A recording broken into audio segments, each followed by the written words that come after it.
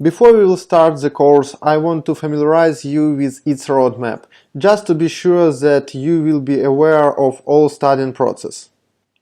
The start point of the course is theory. In this section I am going to cover all required information related to the testing domain, REST architecture, RESTful approach, and so on. We will examine some samples of how such web applications act in real life. As a result, you will be able to answer to any question regarding systems you test. After such informative and helpful theory, we will start our activities with manual testing of REST application. It's not the main aim of the course, but before we start automation of any system, we explore it manually, just to be confident in it when time will come to automate it. The first step in automation is setup of project in Java IDE Eclipse.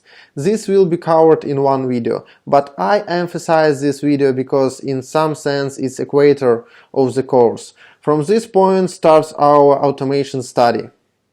Finally, we can do first steps in automation. For good progress, I have prepared a batch of simple scripts which demonstrate a main concept of REST assured library usage. These steps pretty simple, but after them we can go ahead to more difficult things. A logical culmination of the course is development of a framework for testing of REST services, with some elements of real Java programming and usage of some external tools. This is very important for developers who want to be not just a regular QA, but a really professional QA automation engineer. That's it, let's start, guys!